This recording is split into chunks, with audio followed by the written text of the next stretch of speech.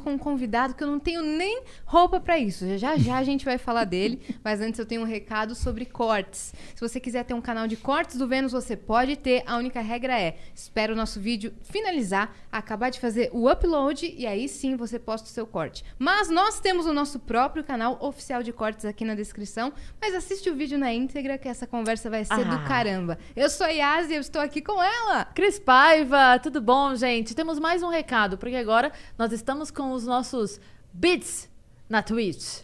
Eu não sei nem falar isso. É a primeira vez na minha vida que eu pronuncio essa frase. Beats na Twitch. E como funciona, Yas? Explica pra gente, a galera que tá assistindo pela Twitch vai poder mandar os seus recados agora? É isso, Yas? Exatamente, Cris. É o seguinte, você pode mandar 15 mensagens. As primeiras 5 custam 300 bits. As segundas 5, né? Custam 600 bits. Eu não tô sendo não tô sendo muito didática. É a primeira vez que eu faço isso. E as últimas 5 custam 1.200 bits. Isso quer dizer que a gente tem um limite de 15 mensagens. Então, a cada 5 mensagens, seja rápido, porque a cada 5 mensagens sobe o valor. É tipo aqueles ingressos de festa, sabe? Primeiro lote, segundo lote, terceiro lote. Exato. Se você pretende mandar a mensagem, mande logo. Fora isso, nós temos o quê? A possibilidade da galera anunciar a sua marca aqui. Fazer uma propaganda gostosa e deliciosa É com essas isso. duas incríveis É isso, apresentadoras. gente. Olha essa voz. Olha essa voz. Compre o produto dele. É isso. Você pode mandar aqui a sua publicidade, o seu anúncio, a sua divulgação, o seu Pela produto. barganha de Isso. 5.000 bits. 5.000 bits. 5.000 bits. É Mas isso. mande sua pergunta para o nosso convidado, que vocês vão se arrepender se vocês não mandarem. Mande uma mensagem boa pra gente, uma mensagem de luz, de Isso. gratidão. Isso. E apresente o nosso convidado, Você pode Cris. mandar até mensagem pedindo casamento. Vai perder dinheiro porque a gente não vai aceitar. Mas Mas a se gente você vai pode ler. mandar, você A pode. gente vai te notar.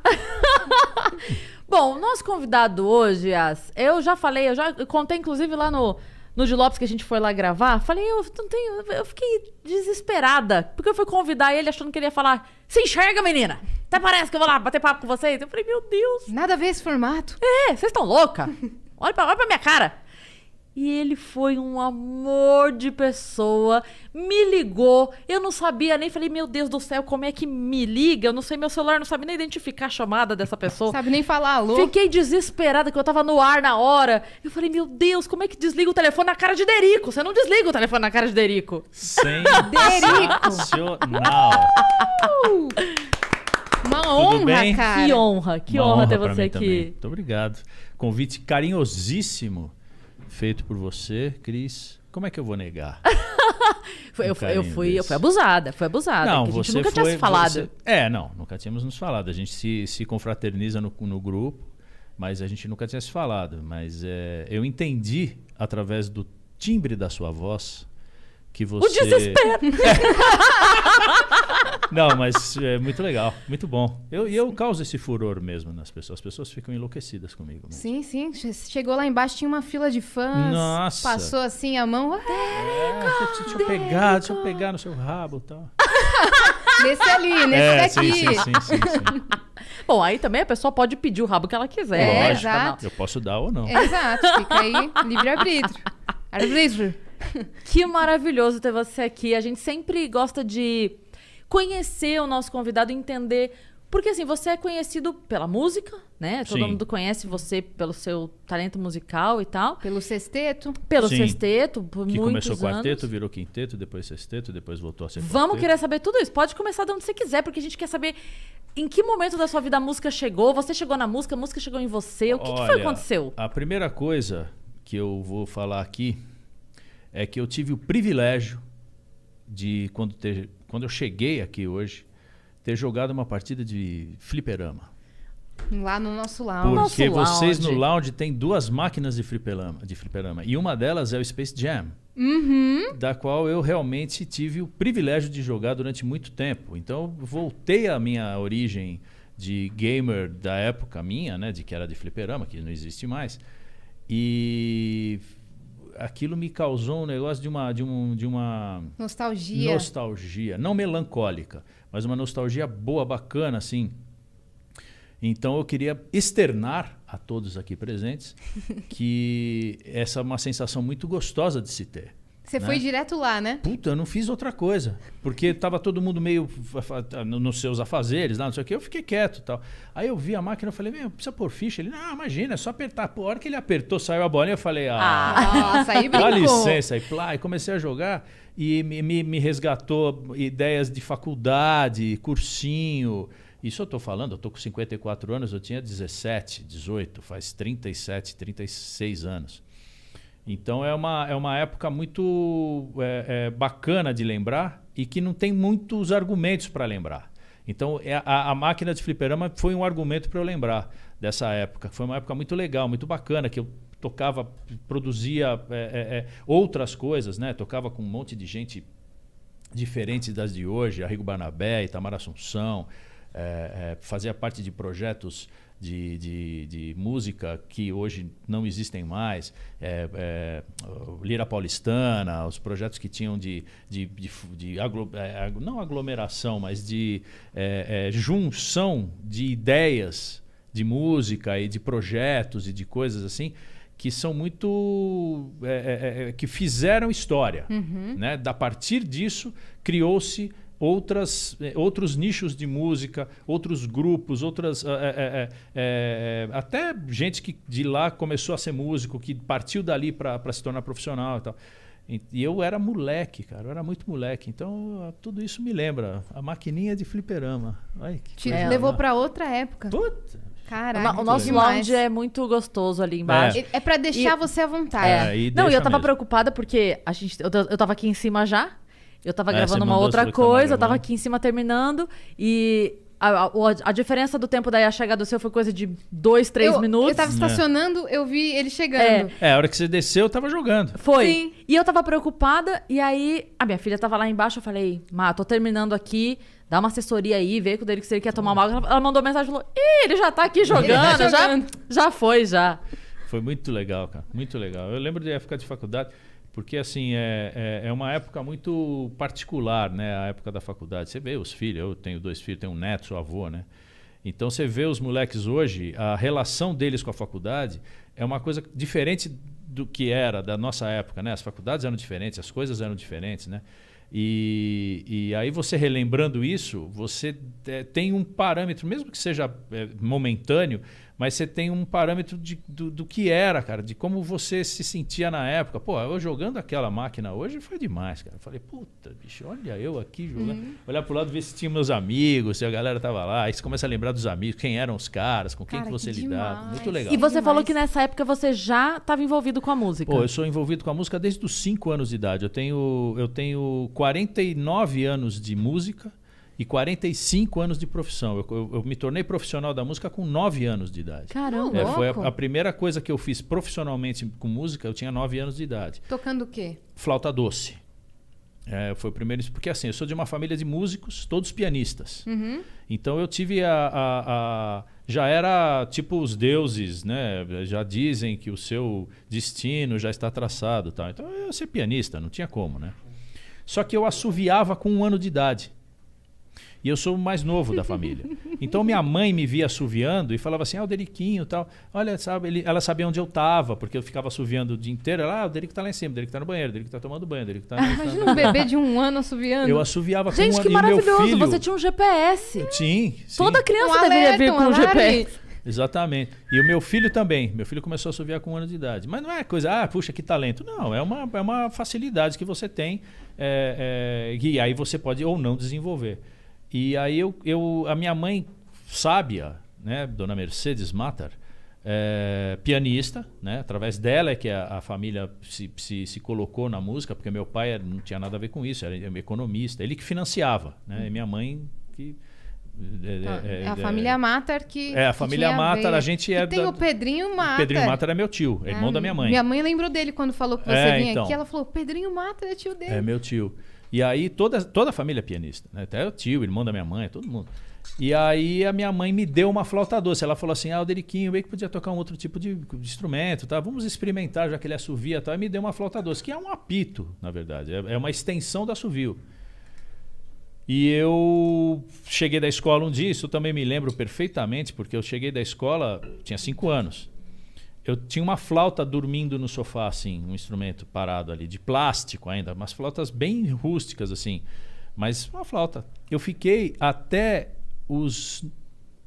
meu pai viajar para trazer uma flauta para mim de presente, que era uma flauta de madeira já, uma flauta Bloch, que chama, que aí era uma flauta top e tal. Mas até lá eu fiquei com essa flauta que eu ganhei da minha mãe, de plástico. E eu cuidava dela, e era uma flauta de brinquedo. E eu ganhei concurso com ela, eu fiz recital com orquestra com ela, com uma flauta doce de plástico. Meu Deus. Flauta E você tirava as músicas de ouvido ou tinha a Não, partiturazinha? eu sabia ler, sempre soube. Né? É um estudo que eu sempre tive, né? Não acredito, de leitura cara. E tal, E aí eu fui desenvolvendo... Autodidata? Não, tive mestres, grandes professores. Né? Minha mãe, todo o dinheiro que meu pai ganhava era para bancar a nossa escola e o estudo de música. E quando dava, comprava instrumento para nós. Então, assim, como eu era muito pequeno, não tinha a relevância de você comprar um belo do instrumento para esse moleque tocar e tal, não sei o quê. Mas minha mãe, por exemplo, teve uma época que ela tinha 8 pianos em casa. Em casa. 8. Meu Deus, cara. Então, porra, onde você ia tinha piano. No quarto do meu irmão, no estúdio, Mas na piano sala. de orquestra sinfônica, Não. Era piano, aqueles pianos de armário, sabe? Minha mãe foi ter um piano de cauda mesmo, muito tempo depois. Mas ela sempre teve pianos assim, pianos daqueles de armário, de parede e tal. E pianos bons e tudo mais. Eu era o único que não tinha essa prerrogativa. Eu não tinha, porque eu não era pianista. Então, meu pai foi me dar uma flauta bacana depois de muito tempo, já sabendo que eu estudava, que eu já tinha o caminho Aptidão, e tal. Mas, e eu toquei com essa flauta de plástico, cara. Incrível. E ganhou concurso. Hoje, terça-feira, eu estava domingo na casa do meu cunhado, lá em Indaiatuba, que eu sou de Indaiatuba, e o meu neto, o Enzo, pegou uma flauta igual, só que a minha era marrom, a que ele pegou era branca, de plástico. Uma flauta. E começou na piscina. Brincar. Aí todo mundo, mas o Derico tá aqui. Pô, Derico, eu quero ver você pegar essa flauta aí e tocar uma coisa e tal. E eu estudei aquilo durante muito tempo. Eu não tenho mais a sequência de estudo e de prática e tal, mas eu sei. E eu tava dentro da piscina, cara. Era tipo fim de tarde. Eu peguei a flauta, dei uma secada e comecei. Eu comecei a tocar umas músicas barrocas, umas coisas que eu lembrava. E todo mundo parou, cara, pra ficar ouvindo assim. Eu falei, cara, mas isso aqui é muito fácil. Pede aí qualquer música pop. Aí começaram a pedir música, eu comecei a tocar umas Ivete Sangalo. Na flauta doce. Então, assim, pra quem quer começar a estudar, molecada, que não tem tanto recurso, mas tem vontade de tocar, a flauta doce é demais. Por isso que nas escolas, o ensino mais básico... De iniciação musical, de musicalização, instrumento de flauta percussão, doce. flauta doce, xilofonezinho, sabe? Aquelas coisas assim que você não dá nada. Pô, aquilo lá dá um estímulo. Te abre um caminho pra música. Mas não faço ideia. Caraca. É isso aí. E aí, depois... Então, aí, cara, eu comecei a ganhar uns concursos, comecei a fazer uma carreira... Aí comecei a tocar flauta transversal, passei da 12 para transversal. Mas tocando música clássica, tocando barroca? música clássica, tocando música erudita, né? Música barroca na época, quando eu tocava flauta doce, então eu toquei muita coisa de Bach, muita coisa de Loyer, Telemann, Mozart. E eu tinha meu quarteto. Minha mãe tocava piano comigo, então ela era minha partner. Era eu, ela, e teve uma época que eu tive um quarteto, que tinha mais um violista e uma arpista. O violista era o Pérez Dvorek e a arpista era a Leda Natal. Pronto, a gente tinha um quarteto, tocava e fazia recitais e tal. Aí eu passei para flauta transversal, dei um upgrade, eu já tinha lá meus 10 para 10, 11 anos. O cara tinha um quarteto, tá? Já tinha Não, mudado muito, de instrumento tá com 10 vendo? anos de idade. Muito moleque, bicho. Meu muito moleque. Deus, Muito no meio moleque. de vários adultos. Muito moleque. Eu tava resolvendo se a minha Barbie ia namorar o Ken ou se ela ia pra festa com a outra amiga Barbie. Tava comendo areia, quebrando o braço. Eu brincava de Forte Apache, tinha minha coleção de carrinhos, tenho até hoje uma coleção de carrinhos. Sempre gostei de brincar, jogava bola. Né? Meu avô me dava Velotrol, essas coisas, né? Então eu tinha tempo para tudo, inclusive para estudar flauta. E aí teve uma época em que eu fui para um festival famoso, tem até hoje, né? Que é o Festival de Inverno de Campos do Jordão. E eu fui para lá em 1981. 1980 para 81, exatamente. Eu tinha 13 anos de idade. Não, em 80. Eu tinha 13 anos de idade. Fui para lá, fui passar um mês lá. Estudando com grandes mestres, e tocando na orquestra e tal, não sei o quê. Chegou no último dia, a gente fez um recital no Teatro Municipal de São Paulo, dia 31 de julho de 1980. Fizemos um recital no Teatro Municipal. E aí tocamos e tal, foi lindo e tal. Veio um maestro, que é um grande maestro, que era amigo da minha mãe, Eleazar de Carvalho. Ele chegou, quando acabou o concerto, e chegou assim e falou: Mercedes, tá na hora do Derico dar um up, vamos levar ele para estudar na Alemanha. Oh, louco. Eu vou dar uma carta de referência. Pô, você pega uma carta de referência na época do maestro como sendo o Eleazar de Carvalho, é o que você pegar uma carta de referência do João Carlos Martins hoje, do Isaac Arabichevski, do cara topo da cadeia alimentar. Eu entrava em qualquer lugar. Aí, isso dia 31 de julho de 1980. Acabou, fomos embora para casa, meu pai pediu uma pizza, a gente foi comer e tal, não sei o quê. Estamos lá na sala de casa. Aí também uma outra coisa que eu não me esqueço. Minha mãe chegou para mim e falou assim: bom, e aí, Derico, o meu pai, o Sérgio, tal, e aí, né? Como é que vai fazer, né? E eu falei: putz, mãe, eu gosto dos meus amigos aqui, tenho minha vida aqui, escola, minha banda, eu já tocava, né? Eu já tinha já fazia parte de uma banda chamada Anima, que era uma banda de música instrumental, tinha cantores também, mas era uma banda que tinha muito veia instrumental. E eu era flautista, moleque, todo mundo já tinha entrando na USP. E eu tava na escola, pô, eu tava na 6ª série. Inacreditável, velho. Inacreditável. Mas assim, ao mesmo tempo era muito legal, porque me dava uma liberdade muito grande, porque eu já trabalhava, então eu tinha minha grana, eu não ganhava, eu nunca ganhei mesada do meu pai. Nunca meu pai chegou e falou: ó, Derico, pega aqui um dinheiro pra você ir lá tomar um sorvete. Nunca tive isso. Então, assim, e isso tudo com a música. Né? Não teve, eu não tinha outro trabalho, outra carreira. E aí eu falei: mãe, eu tô com as coisas aqui e tal. Não sei. Ela fala assim: Derico, você que sabe. Porque se você for para a Europa, você vai ter todos os subsídios, todas as coisas, e você vai ser um grande flautista mundial. Eu falei: mas então, cara, eu não quero ser um grande flautista mundial, cara. Eu tenho 13 anos. Então, faz o que você quiser. Eu falei: mãe, mas só que é o seguinte, eu não vou.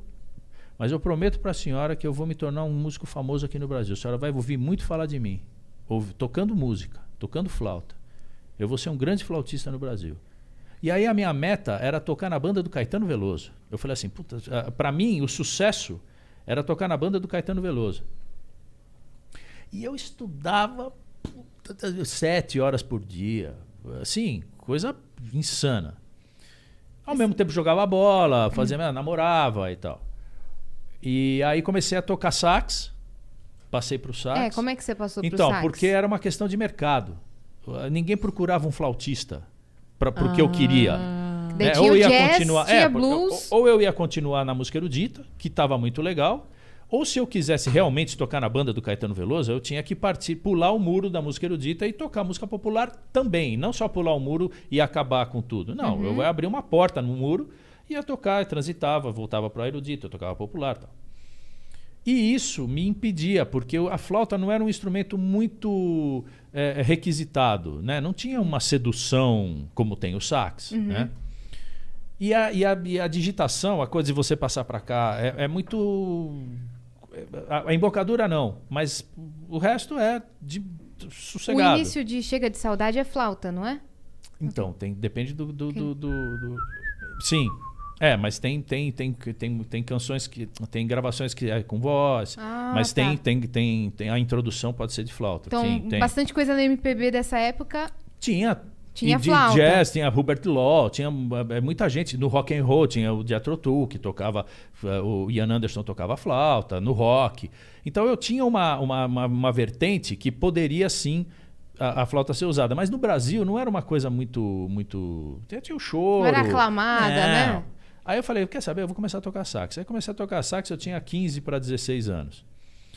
E paralelo a isso, eu já tocava violão, que eu compunha umas coisas, gostava de tocar violão. Comecei a tocar contrabaixo elétrico também. Então eu tinha um setup Apenas. que era flauta, sax e contrabaixo elétrico. Aí eu comecei a trabalhar que nem louco, acompanhando o artista, fazendo parte de banda e tal, não sei o que. Aí eu fui pra noite, toquei em bar, boate, banda de baile, gafieira. Fui fazer o diabo. E a música erudita foi ficando até uma hora que acabou. Não tinha mais.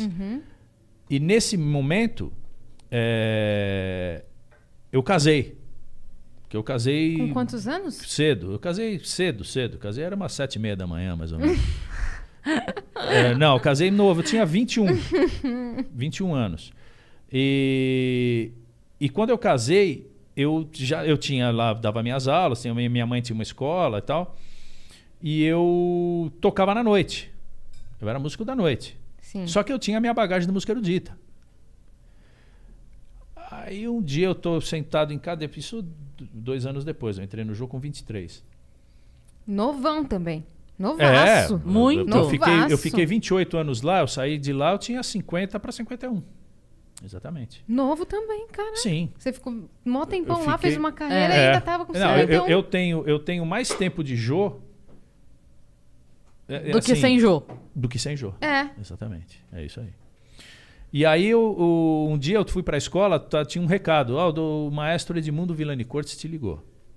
E o que acontecia, cara? Quando eu estava na minha carreira de música erudita, a minha mãe, que era muito conhecida e tinha um fluxo muito grande nesse meio de música erudita, o que ela fazia, cara?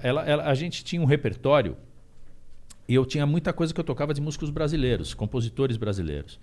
E ela fazia eu dar uma audição das músicas que eu tocava para os compositores, o que facilitava muito, porque o cara chegava e falava assim, não é assim, é assado.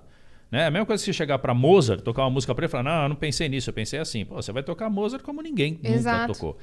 Então eu tinha esse privilégio, eu tocava para os compositores. Um dos compositores que eu tocava era justamente o Edmundo Villani Cortes.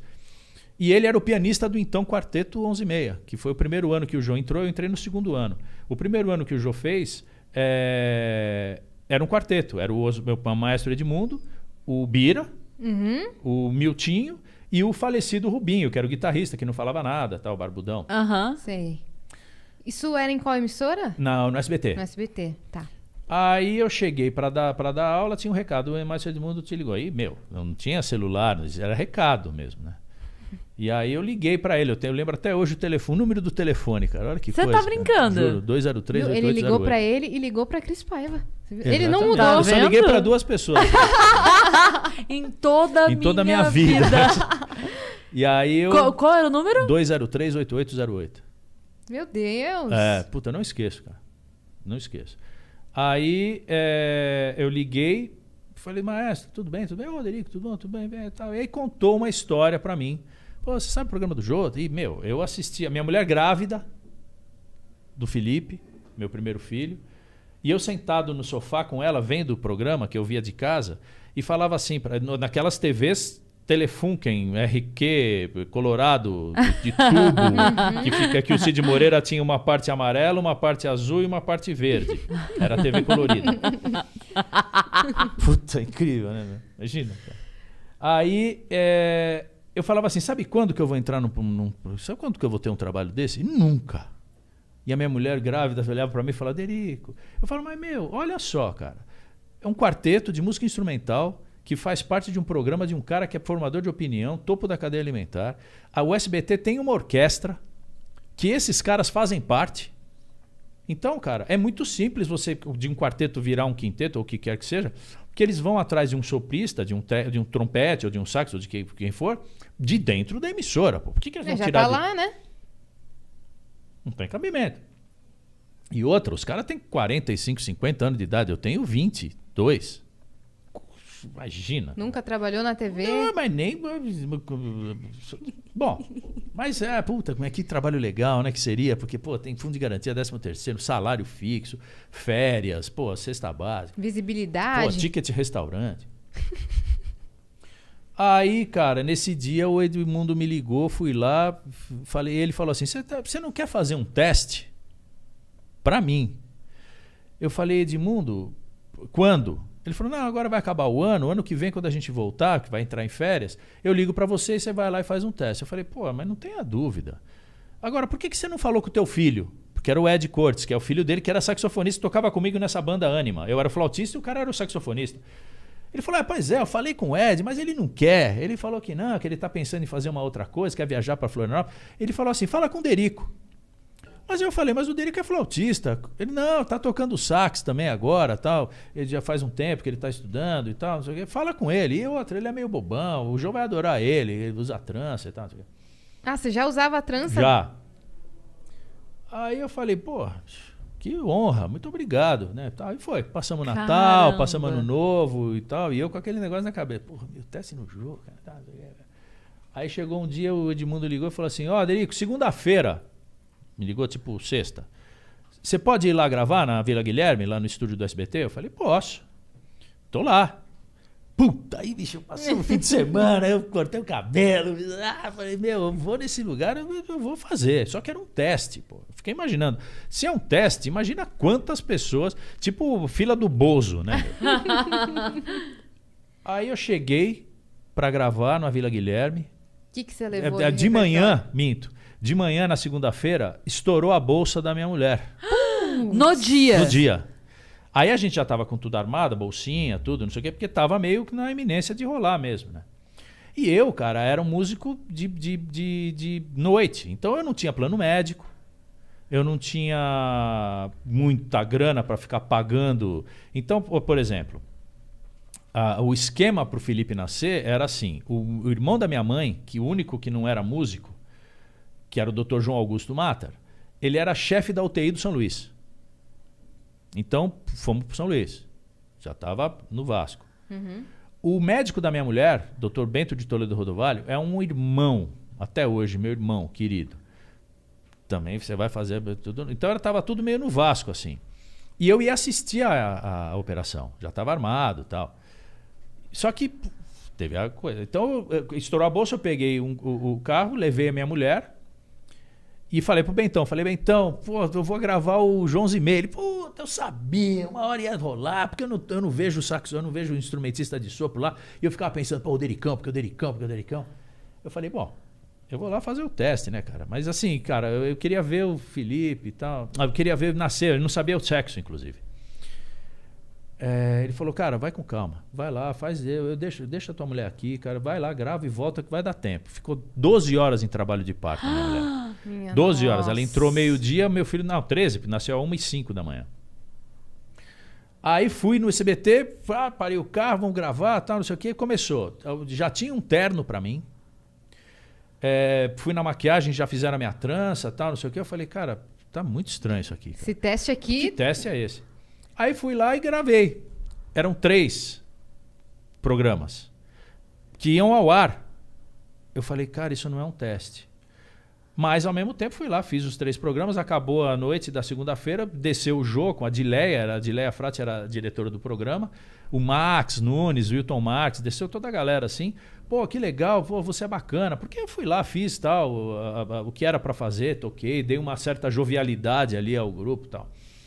E o Jô falou assim, olha, eu não sei se vocês estão pedindo para virem aqui e tal, amigos de vocês, mas pode cancelar porque eu vou contratar esse menino. Nossa, pro Jô Aí Soares falar isso, cara. Mas ele falou, ele se dirigiu pra banda? Porque ele, quando acabou o ano passado, que ele falou assim, vamos aumentar o quarteto para quinteto, vocês cuidem de chamar...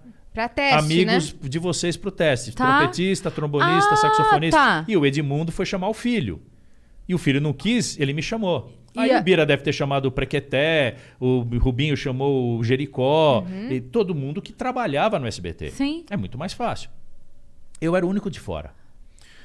E aí, pô, eu vou contratar esse moleque. Menino, não moleque. Vou contratar esse menino. Eu, pô, João, muito obrigado. Tá? Falou, então esteja aqui amanhã e tal, não sei o quê. Isso, dia 7 de março.